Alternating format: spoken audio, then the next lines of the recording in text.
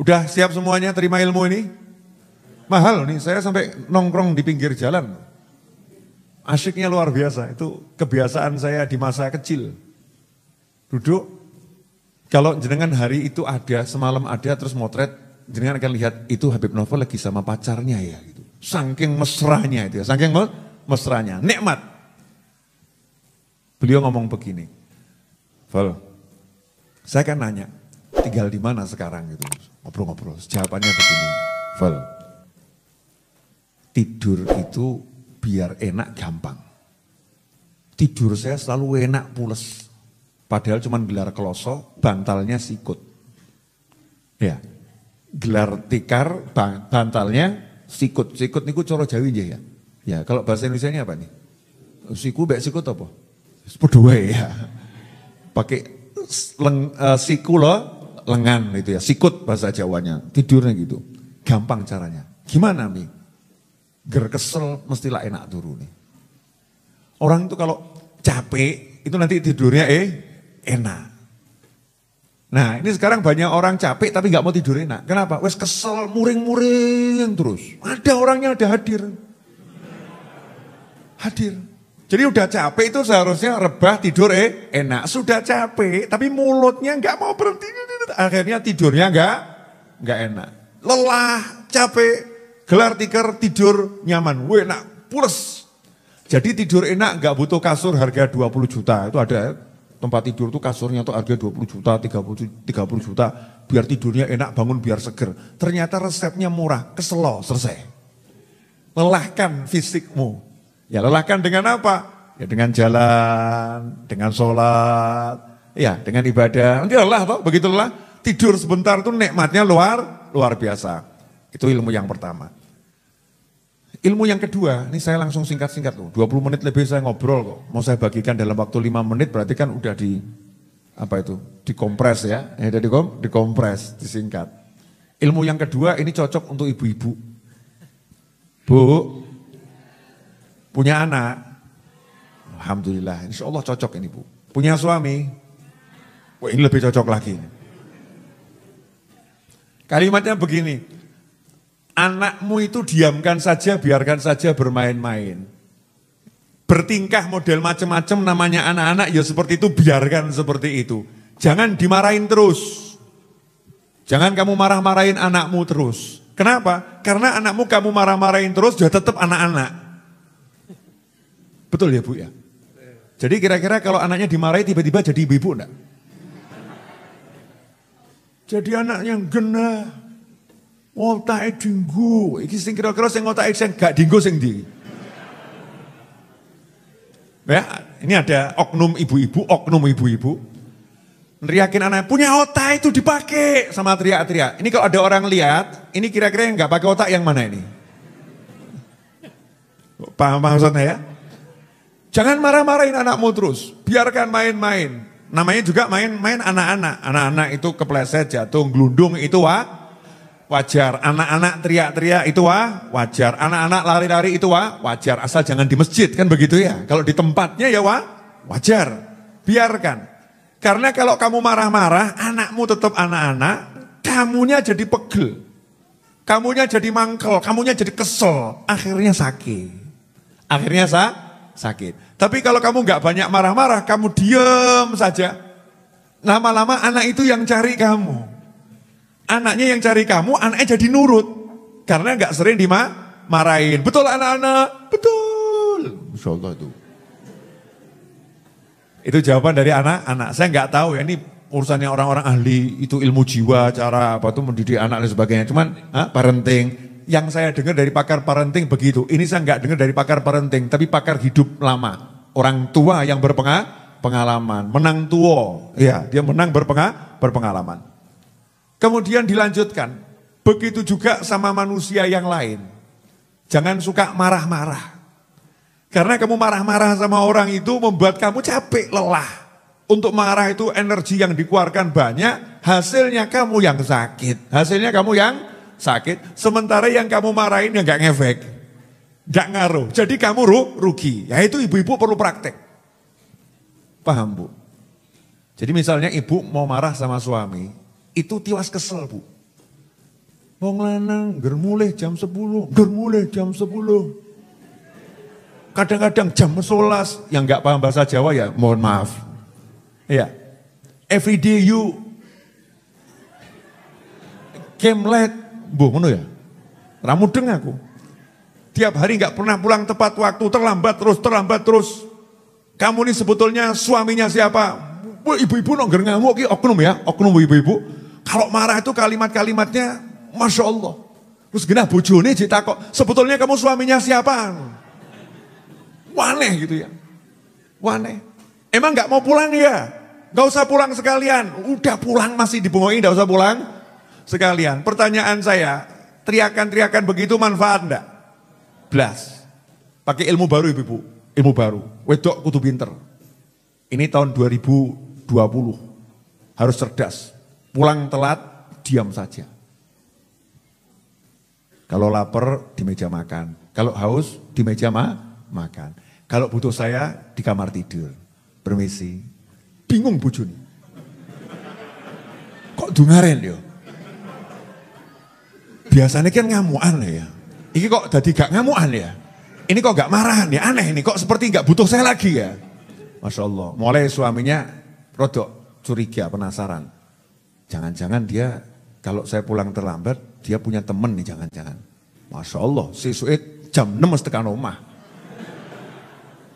Masya Allah, Alhamdulillah, kerjaan lancar ya Pak. Masya Allah. Kalau mau makan, di meja makan. Minum di meja makan. Kalau mau sholat jamaah, nanti panggil saya. Saya ada di kamar. Masya Allah, kok beda sekarang istri saya. Buntutin nih suami, ada apa di kamar? Ternyata nonton YouTube-nya Habib Muhammad. Masya Allah. Oh jadi ini yang merubah istri saya. Ini, wah daripada lihat Habib Muhammad terus lebih baik lihat saya gitu. Mulai dikancani nih. Tiap malam akhirnya ditemenin istrinya lihat YouTube-nya Habib Muhammad. Masya Allah dikancani. Akhirnya dua-dua gak pernah keluyuran malam. Ya di rumah berdua terus nonton YouTube. Akhirnya penasaran Habib Muhammad ini adanya di mana? Oh, ada di banyak tempat. Salah satunya di Majlis Ar-Raudhah Senin malam Selasa setelah sholat Isya. Promosi bro. Apaan ya Habib? Boleh dilanjut? Kembali ke nasihatnya Bapak tua yang saya mau tadi. Orang Masya Allah, orang soleh. Apa kalimat berikutnya? Tadi bab ojo ngamuk. Jangan marah. Karena kamu marah-marah itu yang sakit dirimu sendiri. Nasihat berikutnya, ketenangan hati bisa tenang seneng, itu lebih mahal dari kekayaan model apapun. Kalau bahasanya boleh saya rubah, kekayaan bisa mendapatkan kesenangan di hati ini seneng gitu ya, seneng, tenang, itu adalah kekayaan yang paling mahal. Jadi Vol, seneng-seneng no hatimu, yang penting gak kebablasan.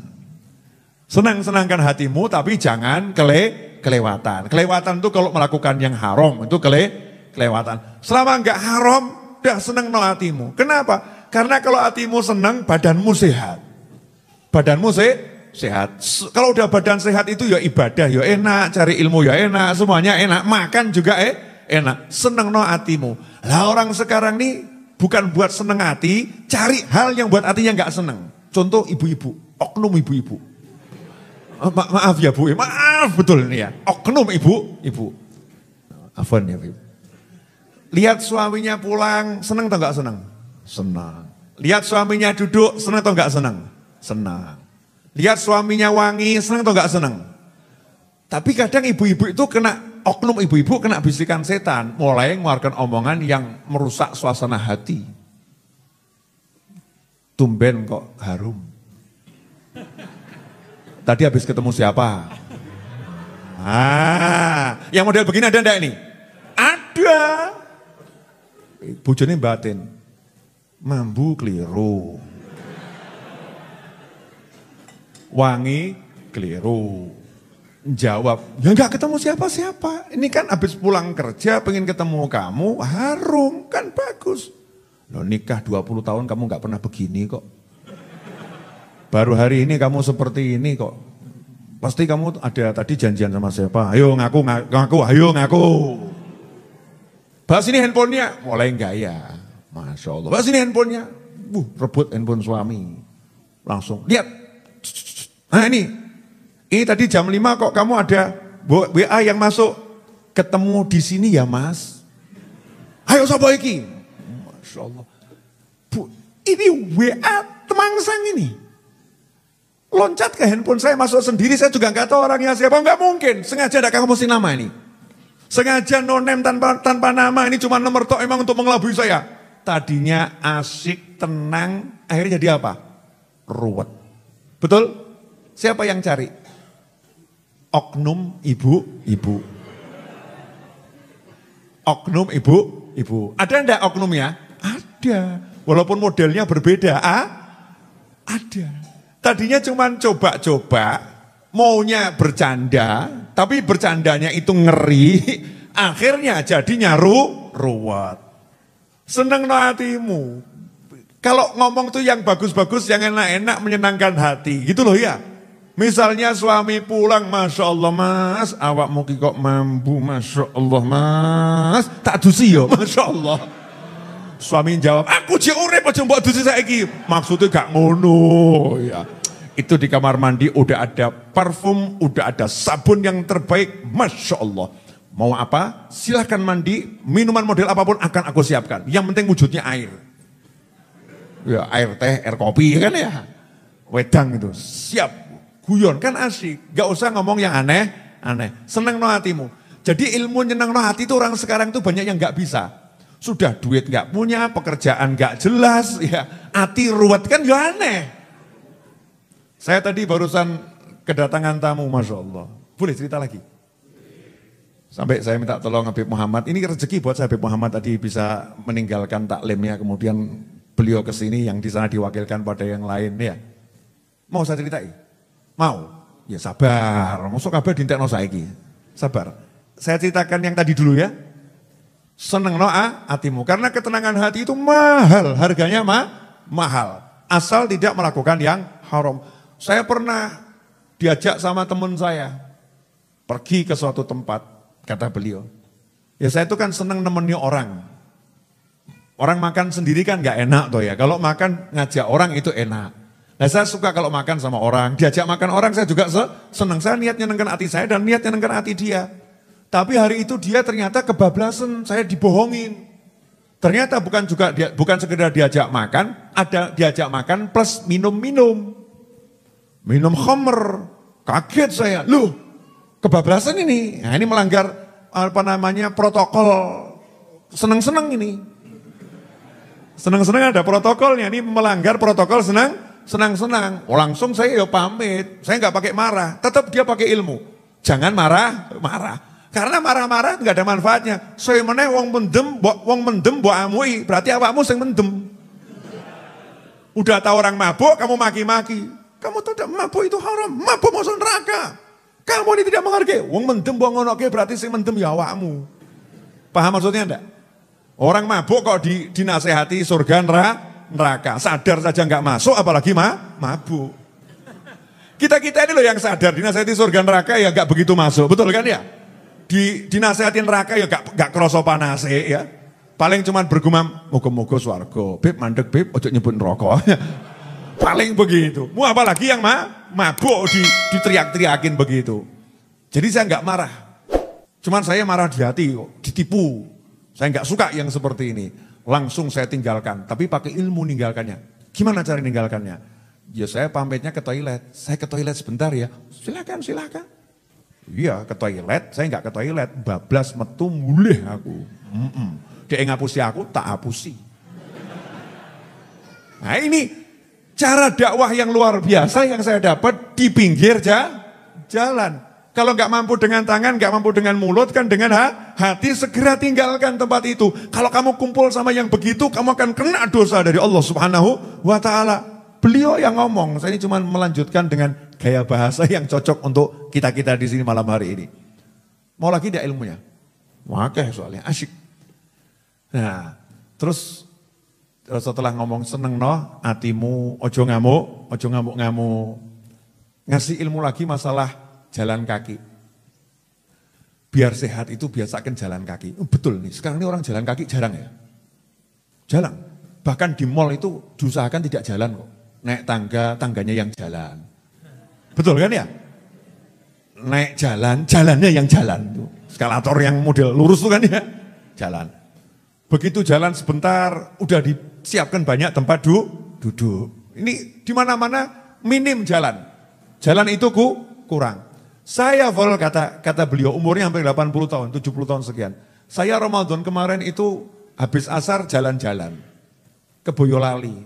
Maghrib udah sampai di Pasar Kliwon. Pakai tongkat. Ya memang kok jenengan itu nggak masuk akal ya. Saya udah sering ketemu orang-orang nggak masuk akal, ternyata masuk akal gitu ya. Faktanya seperti itu, jalan kaki. Seger. Nah kita ini sekarang kurang jalan kaki. Jadi muslim itu ya harus sehat, sehat. Bukan cuman ibadah tapi nggak perhatikan kesehatan. Kanjeng Nabi Muhammad SAW ibadahnya luar biasa, tapi beliau manusia yang sehatnya luar biasa. Kenapa? Beliau tuh sholatnya ya banyak kok, sholatnya lama. Terus dia juga guyon sama anak cucunya, ya lari-lari sama anak cucunya, ya lari-lari sama istrinya. Beliau makannya ya tahu sendiri, sebelum makan tuh hanya ketika lapar. Makan hanya ketika lapar dan ngincipi sedikit sudah berhenti. Kenapa? Prinsipnya belum kenyang harus berhenti. Seperti itu Nabi Muhammad SAW. Dan yang dimakan makanan sehat semua. Kalau kita ini yang dimakan sebetulnya makanan sehat. Tapi ya itu blang. Pedus aja nyawang kita bingung kok. Asli kambing itu lihat manusia heran. Bingung itu kambing. Menungso kok kayak gini gitu ya. Itu kambing itu heran. Betapa manusia tidak paham cara makan. Saya kambing aja tahu batasannya. Kambing itu ditaruh di padang rumput yang suburnya luar biasa. Dia tahu kapan harus berhenti. Tapi kita dikasih sate 30 tusuk. 2 tusuk udah kenyang. Habisnya 10 tusuk. Betul. Lah iya. Berarti apa yang pedus. Dah itu banyak. Nanti saya ecer sekarang kan eman-eman untuk next. Habis maghrib tadi. Saya kan sore ngajar untuk kajian di online Google Meet. Nah, setelah habis maghrib teman saya itu mau datangnya sebetulnya pas sore cuman karena terbentur jadwal temennya yang lain yang mau ikut baru nyampe itu hampir maghrib. Sehingga obrolan berlanjut sampai setelah maghrib sampai isya. Sementara dari pagi saya belum istirahat, nyambung terus ya. Jadi badan saya butuh diistirahatkan. Kan saya punya prinsip kesel, leren, capek istirahat, ngantuk, tidur, lapar, makan. Ya, gak kuat minta tolong. Ya itu saya praktekkan tadi. Capek, istirahat, lapar, makan, ngantuk, tidur. Gak kuat minta tolong. Ya gak kuat minta tolong, jangan gaya, kuat-kuatkan, mujahadah, perjuangan di jalan Allah, tekan mimbar ngeblak, syahid ngawur kamu. Itu namanya kamu membawa dirimu pada kehancuran. Bukan begitu ajaran Nabi Muhammad Sallallahu Alaihi Wasallam. Semua ada batasannya, batasannya. Nah, tapi saya dapat tadi ini menarik. Jenengan masih ingat ilmu lama saya, ilmu lama nih. Mau saya praktekkan lagi dan saya ajarkan lagi malam hari ini. Diingatkan sama Allah Ta'ala lewat tamu yang didatangkan ke rumah saya. Anak muda, ganteng, jomblo. Ya, mudah-mudahan lihat kajian saya malam hari ini. Biar seneng, ya, biar senang. Tahun 2019 beliau ngomong tahun 2019, Beb, saya stres, punya hutang 1,5 miliar. Ditagih sana, ditagih sini, diancam sana, diancam sini. Saya itu stres sampai udah niat bunuh diri. Masya Allah. Tapi alhamdulillah kan gak situ tuh ya. Nyatanya sampai sini kok ya. Udah niat bunuh diri. Ini mungkin ada yang hadir juga lagi ditagih sana, tagih sini. Ya toh, ya ngaku-ngaku lah, ngaku gak apa-apa loh ya. Tagih sana, tagih sini. Kadang kejeduk, mentok, ya sakit. Ya stres lah. Stres artinya tegang, ya pikirannya tuh tegang. Sehingga ketenangan hati nggak dapat. Nah, saya lihat-lihat di YouTube. Lihat YouTube. Kok ada ceramah Habib Novel, cara meraih hajat, Akhirnya saya praktekkan. Itu saya ketemu yang judulnya masalah galon tuh. Ya, galon air mineral yang besar tuh kan. Kamu kalau punya hajat, tulis di galon hajatmu. Pengen haji, pengen umroh, pengen beli rumah. Mulailah kamu tunjukkan niatmu dengan nyemplungkan duit ke situ. Punya 100.000, cemplungkan. Punya 50.000, cemplungkan. Punya 10.000, cemplungkan. Tiap hari kamu usahakan, pokoknya ya Allah saya niat, saya mau usaha bayar utang saya. Bayar utang saya. Saya punyanya sekian, masukkan. Saya praktekkan, Bib. Jadi dia bukan pakai galon mineral yang gede, tapi dia pakai galon, pakai botol sosis. Kecil. Ya kecil. Botol sosis kecil gitu, bening ya. Terus ditulis sih hajatnya itu ya. Bahkan tanggalnya ditulis September 2019, ya setahun yang lalu. Nomor 1, hutang lunas. Nomor 2, beli mobil mereknya ini, nggak enak disebutkan, iklan saya nggak dibayar kok. Itu ya, beli mobil mereknya ini. Yang ketiga, punya tabungan 5 miliar. Yang keempat, menikah. Yang kelima, berangkat umroh. Tadi itu dia datang ke sini bawa wadahnya yang kosong itu, ada tulisannya dibawa. Bib, ya. Ini saya bawa sebagai saksi. Semua yang saya tulis di sini dengan mengikuti cara yang Habib ajarkan tadi, sungguh-sungguh minta nyemplungi isonya itu dapat semua. Satu yang belum, Bib, nikah. Tabungannya 5 miliar loh. Golek ono. Yang di atas siapa ya? Siapa ya? Pek mantu. Tabungan 5 miliar, rumah dapat, mobil dapat, ya umroh dapat. Modalnya gara-gara yakin minta sama Allah, usaha, niat betul, cemplungkan. Jadi. Dan jenengan enggak praktek kok. Apa ya iso to ya? Masa sih apa bisa dan seterusnya. Nah, mulai Jumat malam Sabtu ini saya mengajak Anda semua dan semua pemirsa mulai nanti cari lodong atau apa terserah. Botol atau apa tulisono. Sing apik-apik. 1, niat. Punya duit banyak, senangkan ibu. Ibu pengen punya mobil, beli mobil untuk ibu misal gitu. Ya. A B C D tulis semuanya terus yo tenanan. Tapi ojo ketok kebak terus tergiur. Orang go bayar utang tuku sambel. Tuntaskan dulu hutangnya, ya tuntaskan hutangnya. Nanti akan selesai. Kenapa? Karena disebutkan siapa yang niat membayar hutang, Allah yang akan melunaskan hutangnya. Allah yang akan melunaskan hutangnya. Allah loh, bukan usahamu, bukan kemampuanmu, Allah. Kalau udah Allah yang melunaskan, berarti Allah yang ngurus. Nanti Allah akan kasih ide, Allah akan kirim orang, nanti Allah akan bereskan, dan seterusnya, dan seterusnya. Jelas semuanya? Alhamdulillah. Udah 30 menit saya berbicara. Betul Habib ya? Betul. Dan Habib Muhammad kesian, duduk di pojok itu seperti orang bagaimana gitu, saya nggak enak. Kiko Habib Muhammad nih. Biasanya kita kan duet di podcast-podcastan ya Habib ya. Udah tonton podcast kami berdua yang terbaru? Mertua vs menantu? Nah, saya nanti berikutnya ada suami vs istri. Suami lawan istri. Problematika suami lawan istri. Tadi ada yang datang juga curhat masalah istrinya begini, ya.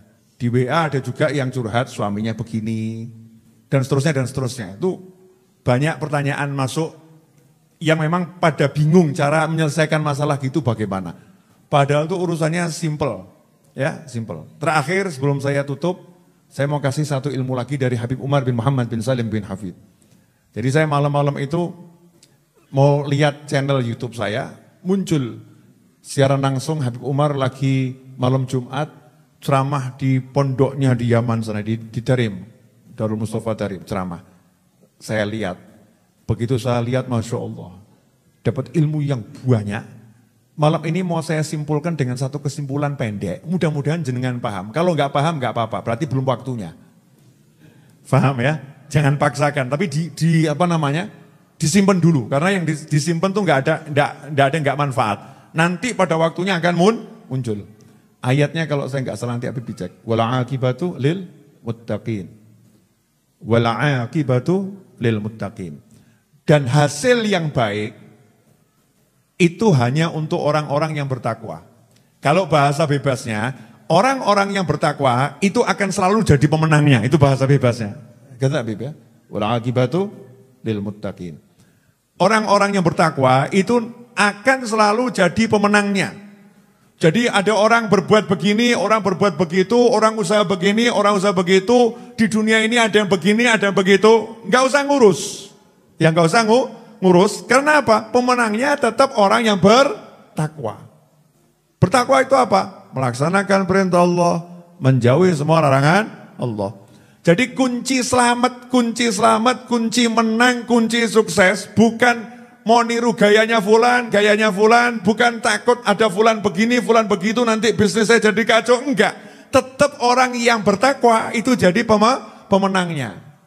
Berarti resepnya hidup apa? Ya gampang, gelar sajadah, sholat berjamaah, ambil mushaf, baca Al-Quran, ketemu orang tua, hormati. Kalau orang tua kandung, lebih kita hormati, sayangi, berbuat baik kepadanya, kepada istri, suami, pasangan hidup, anak, tunaikan haknya masing-masing. Ketika bisnis, jujurlah, berusaha yang baik. Jangan katakan yang dusta aja bangkrut, apalagi yang jujur. Jangan ngomong seperti itu. Usahakan dengan semua cara-caranya Allah Ta'ala. Pasti jadi pemenangnya. Lah, yang lain-lain akan nyungsep. Yang lain-lain akan nyungsep. Tetap pemenangnya orang yang bertakwa. Meskipun secara zahir kelihatannya yang bertakwa kok sejak rajin sholat kok tambah miskin dia. Sejak ikut kajian sama Habib Novel kok tambah dipecat ini ya. Sejak ikut sholawatan kok tambah melarat. Tidak jadi masalah. Asal kita benar terus sholawatan, benar terus pengajian, benar terus sholat, benar terus sholat, wala akibatu lil muttaqin. Nanti pemenangnya kamu.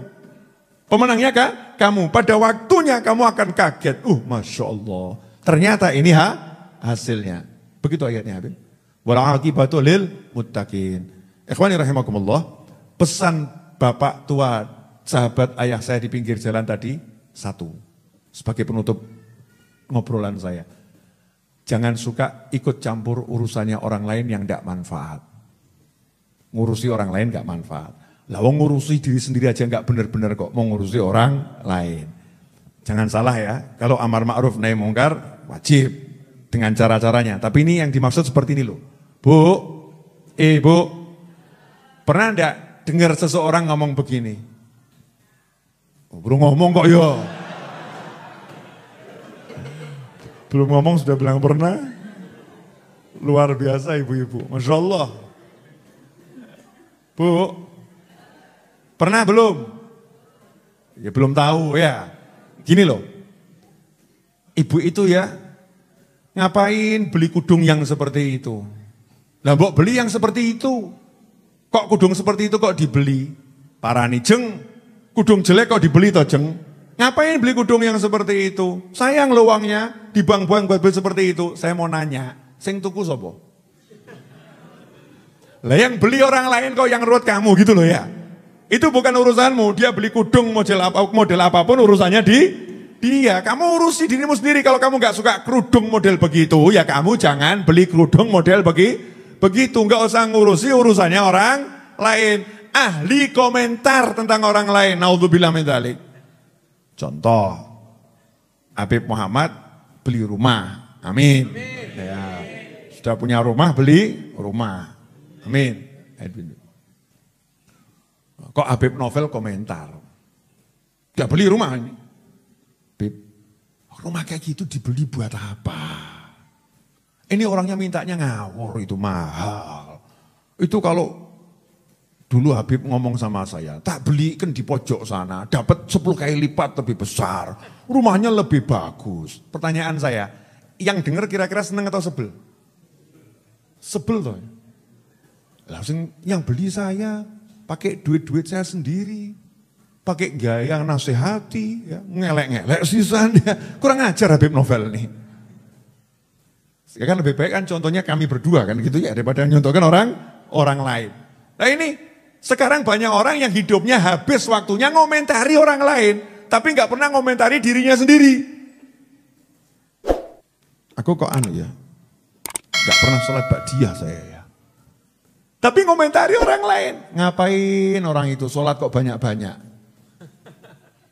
Ngapain dia sholat banyak-banyak? Kan lebih baik waktunya habis untuk bercanda sama istrinya, bercanda sama suaminya, bercanda sama anak-anaknya. Kan lebih bagus waktunya buat seperti itu daripada dia sholat banyak-banyak. Nah ini yang ngomong begini yang gak bercanda sama suaminya, gak bercanda sama istrinya, gak bercanda sama anaknya, gak sholat banyak-banyak. Tapi apa? Ahli komentar. Naudzubillah min dzalik. Ini harus kita buang sifat begitu. Kadang kita gak sadar di diri kita ada seperti itu. Itu ada salah satu, saya kalau suka telepon ke Mas Wahid kadang muncul seperti itu. Kalimatnya di nada tunggunya itu loh ya. Telepon Beb Muhammad kadang juga nada tunggunya seperti itu. Kalimatnya kalau nggak salah begini.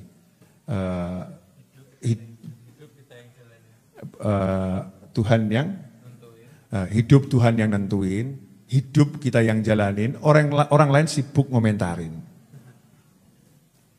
Itu singkatnya begitu. Hidup Tuhan yang nentuin, Allah yang nentuin. Kemudian yang jalanin, ya kita masing-masing. Loh orang lain kok sibuk komentari.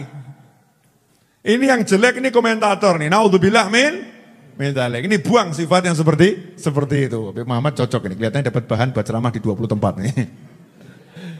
Dari handphone singkat tapi penuh ilmu. Terakhir, saya mau sampaikan alhamdulillah Majelis Ar-Raudhah dapat hadiah hari ini dari Allah Subhanahu wa taala bahwasanya pengajuan izin operasional Pondok Pesantren Ar-Raudhah telah disetujui dan izinnya sudah keluar dan sudah saya pasang plakatnya di depan Pondok Pesantren Ar-Raudhah ya. Dan nomor statistik pondok pesantrennya juga sudah ada. Jadi jenengan semua kalau ditanya sama orang dari mana? Ponpes Ar-Raudhah. Iya. Mau ngaji kemana? Ponpes Ar-Raudhah. Iya. Resmi bro. Ya kan ya resmi. Nah mulai ibu-ibu itu, oknum ibu-ibu. Ngomong, Habib, ada tadi WA masuk. Habib, daripada saya dimarahin suami saya terus, saya mau mondok tempat Habib saja. Ini kacau, ini bukan pondok pesantren pelarian ibu-ibu, bukan. Wah, ada lagi yang oknum bapak dan ibu gitu ya. Habib ya, anak saya bisa dititipkan di sana. Ya, masih umurnya 6 tahun, Masya Allah. Bisa dititipkan di sana. Semua niat baik, ya, semuanya niat baik.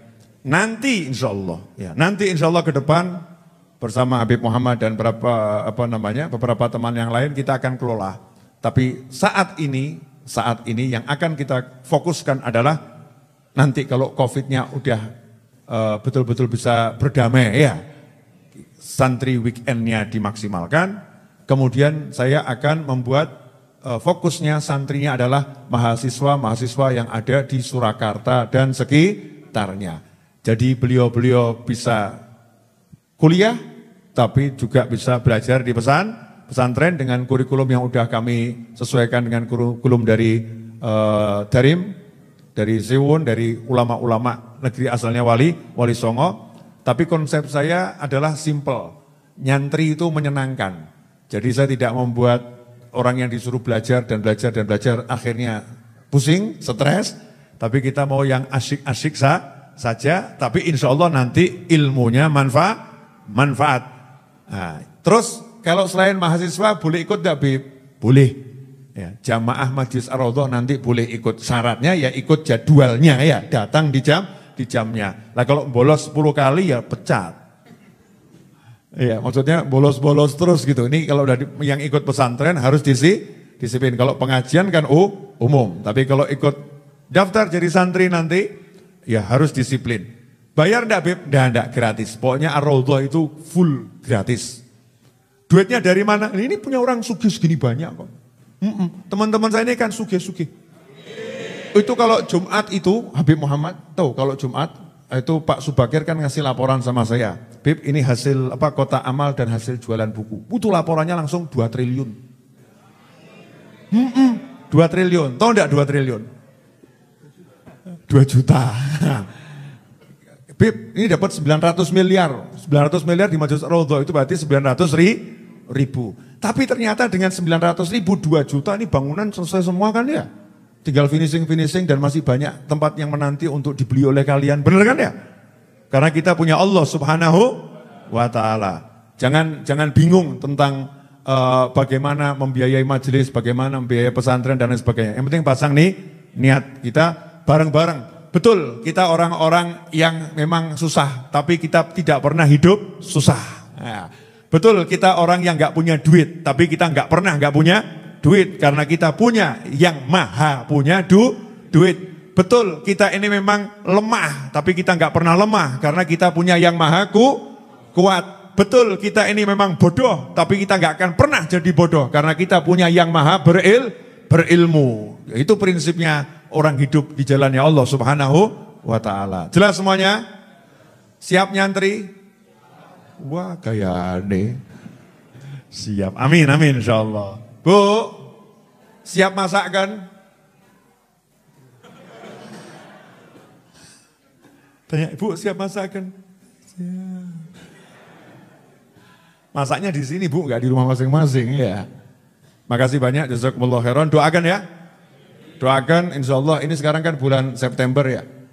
Insyaallah paling tidak di akhir September atau di awal Oktober sudah beroperasi untuk dunia luar. Saat ini kan hanya untuk teman-teman yang tinggal di sini ya, untuk teman tinggal di sini. Nanti bulan September akhir atau Oktober insyaallah pondoknya sudah saya buka untuk dunia luar dengan jumlah terbatas ya, dengan jumlah terbatas, sifatnya masih santri kalong mengingat adanya COVID-19 ya.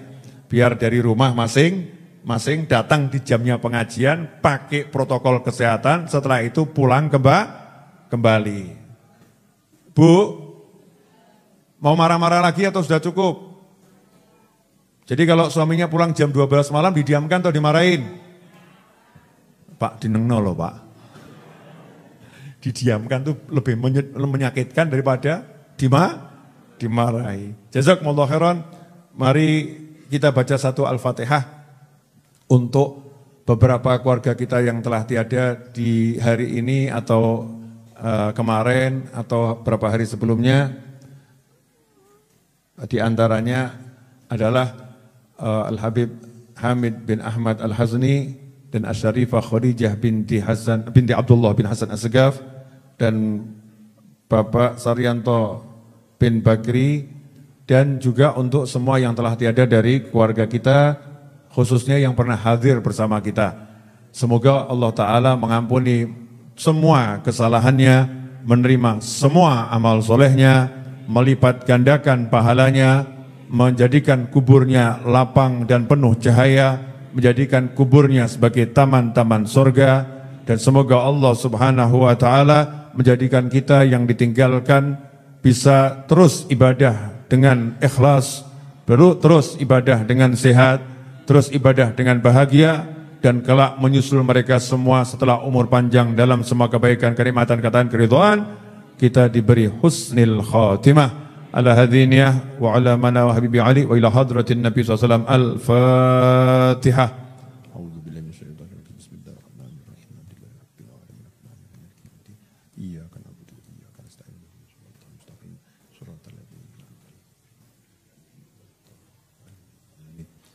Mari kita tutup dengan doa yang biasa kita baca. Ya Rabbana tarafna bi annana tarafna wa annana asrafna ala ladha ashrafna fatub alaina tawbah taghsilu kulla hawbah wastur lana al-awrati wa aminir rawati واغفر لوالدينا ربي ومولودنا والأهل والإخوان وسائر الخلان وكل ذي محبة أو جيرة أو صحبة والمسلمين أجمع آمين ربي اسمع فضلا وجودا منا لا باكتساب منا بالمصطفى الرسول نهضى بكل سول صلى وسلم ربي عليه عد الحب وآله وصحبه إداد تص الصحب والحمد للإله في البدء والتناهي.